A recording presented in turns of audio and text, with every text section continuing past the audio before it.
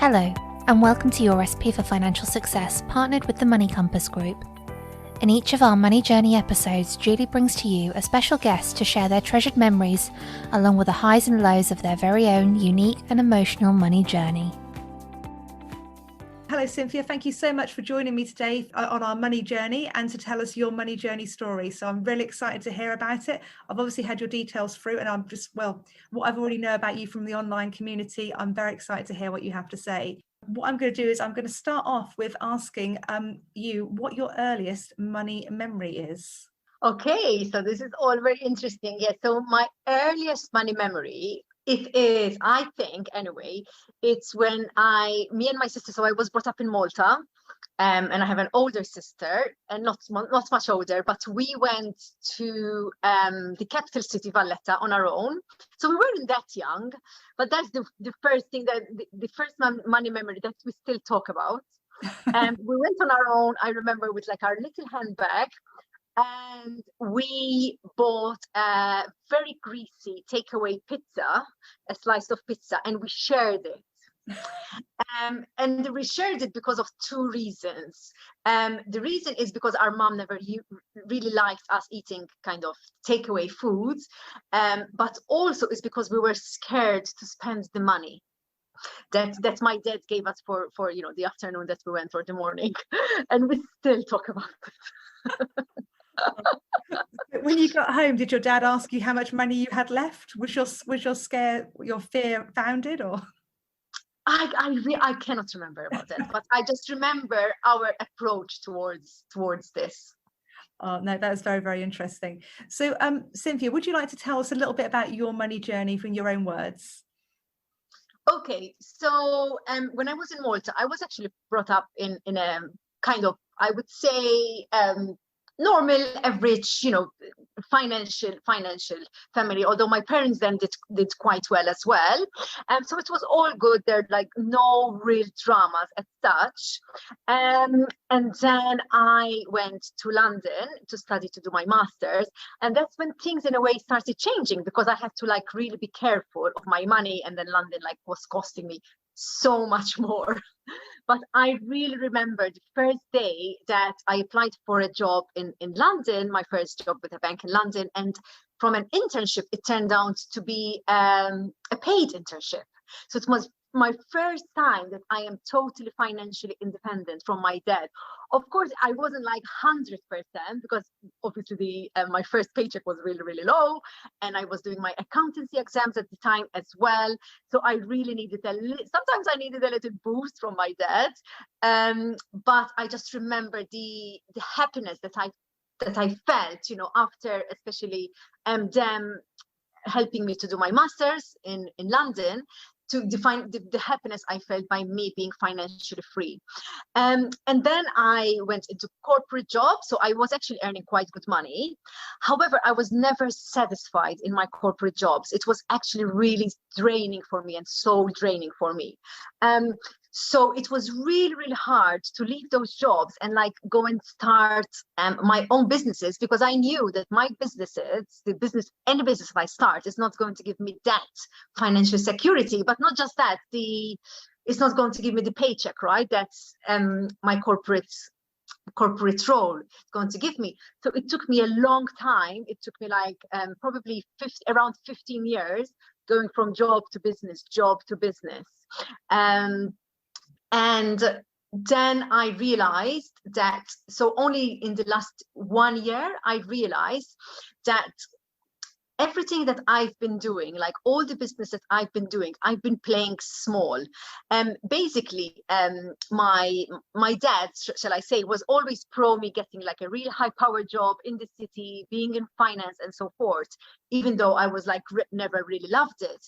So what I was doing like all this time is basically proving him right that I cannot earn as much money in my businesses as I did in my corporate jobs. And that's why I kept on falling back to my corporate jobs. In fact, I even opened a yoga studio in London's Canary Wharf, and I put all the money I've earned in 1 year in my insurance. It was like an insurance job, and basically I lost 150,000 in 9 months, 150,000 pounds in 9 months, which is crazy when I talk about it. So only recently I've been able to talk about it as well. And before that, it was too painful to talk about, of course. So what happened to the yoga studio? How come? Why did it not? What went wrong? Okay, so we opened it, and we it was in a warehouse building. So we refurbished it all, and that's why it cost us the money to refurbish it. And like I was always Miss Independent since I was very, very young. And that was when I was having my first baby, my first child, and I was pregnant when I was planning the yoga studio. And I was like, great, now I want a business, because no way I'm going back to a corporate job where I leave my son at a nursery and I'm not happy in a corporate job, right? So I went on to open the yoga studio, and then I realized that I'm actually depending more on my partner, because he had to finance it, because as in any bricks and mortar business, you need quite a lot of financing in the beginning, right, until it gets going. Yeah. And then basically we decided that it wasn't working for us in terms of like we were putting too much money in it from our own money. However, of course, I think it's just because we had a baby also at that time. So basically I opened the yoga studio in the same week as I had my son. So it was all a bit crazy. Yeah. Doing it all at the same time, like. Yeah, absolutely crazy. So only now, after then I learned that we could have got funding, someone to help us out, and we could have kept it running. But anyway, I learned so much from that experience. Yeah. Okay, so what happened next? Yes, and then after we closed the yoga studio, then we started investing in property, and we're like, okay, now like no more kind of businesses that can lose us so much money. Let's invest in property, and that was the time also to invest in property as well. And then we moved to Ibiza. From London, we decided to move Ibiza to Ibiza, and that was around nearly 6 years ago. And then when I always want to start new projects. I started a yoga retreat business. So when my kids are still young anyway, but when they were very, very young, like they were babies basically. So I had that as well, yoga retreats business. Okay, and so that's so. And now, obviously, you've moved on from that stage. So where are you at now? Yes. Okay, so since a year ago, I've been also business coaching as well. So I specialize in helping women grow and scale their online businesses.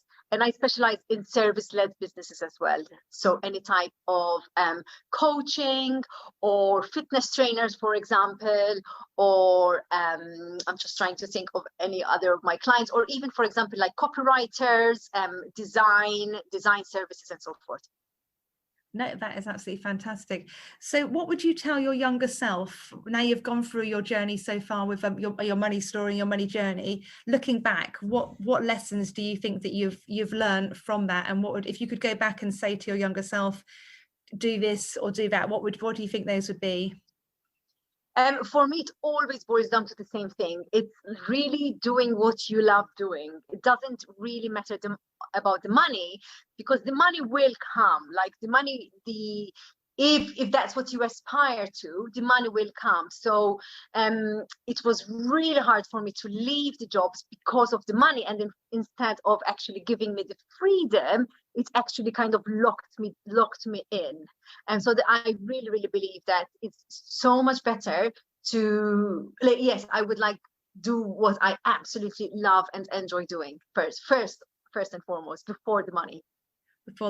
So do you regret going to would you change going to London and working in the corporate world, or would you have gone somewhere else in the world, do you think? I have no idea. So at the time my sister was in London, right, when I was in Malta, so that kind of was an easy step for me. But also I was applying to universities, and I was accepted at the London School of Economics, so you can't say no to that. So of course. Really, no, I was going to say that's definitely no, definitely that's really interesting.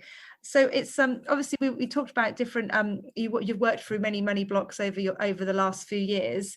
And I think that's it's really, really important to look at what your money blocks are. How would you say that you did you think that you sat down, because obviously you did 15 years where you worked in corporate and you obviously weren't happy working in corporate. At what point do you think, did you always know that you weren't happy? Was there something that's made you stay there for that long? What was your sticking point for you? Was it just the money, or was it, what element of the money was it? You wanted to keep the money, but was there something else that made you stay there? That makes sense? Yes, it does make sense. So in the beginning when I was feeling all of this, so probably I spent like 4 or 5 years, I would say actually 3 to 4 years, being actually quite happy, right? Because you're in your first job and like working in the city. It's like we had an amazing team, an amazing boss. So we actually had a lot of fun as well. So I never regret. So I really think that everything we do in life will give us the fruits, you know, so we learn from everything. So I definitely learned a lot from me being in the corporate world, especially, for example, in like the way we do things, up to a professional way, being very fast, and delivering as well, right, to a high standard. So I definitely learned a lot from that, first of all. But in the beginning, what I found really, really hard is to let all my studies go. So in terms of, I've studied so much, I put so much effort and money, not just the money, but also the time spent in, you know, becoming an accountant and doing all these studies. How am I going to let that go? And that took me a long time to actually make peace with. Yeah. And I really think that was one of the hardest things as well. So along with the money, that was really hard as well. No, definitely. So what do you think the future holds for you now? And what's the next stage of your money journey, do you think? So finally, like last year when I was really doing all this money mindset work, so I realized about these blogs when I was writing all my money stories. So I wrote and wrote and wrote. Like literally I have pages of it and they keep on coming. It's really, really interesting. The stories keep on coming. Then I realized that I am kind of stopping myself from really stepping into my power and owning it, that I can actually make, like, I can make the money, I can make even more money than I did in my corporate world. And why not more than my partner? But I never believed that before. And that's changed everything for me. So now I really know that it's limitless. The amount of money I can make is limitless.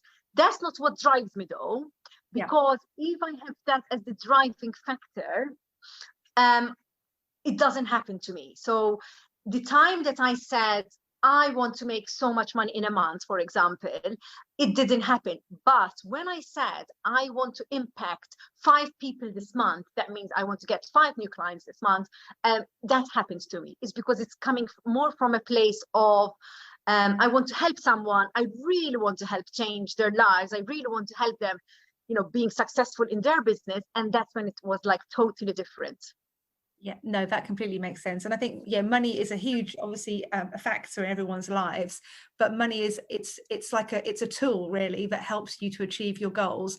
And it's basically like it's a currency in, to help you pay for things like the happiness and things like that. So I think, that it helps you to go and do what you want to achieve, which is absolutely fantastic.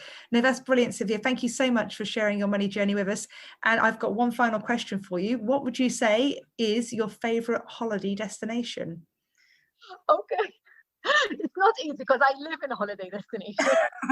I know, I'm really jealous, actually, to be honest. It's like when we came on earlier on and you were like, oh, the sun might shine in. I'm like, yeah, it's not shining in Norfolk. But no, but yeah, no. Definitely. So before I moved here to Ibiza, I would have said Ibiza definitely, because this was our favorite destination.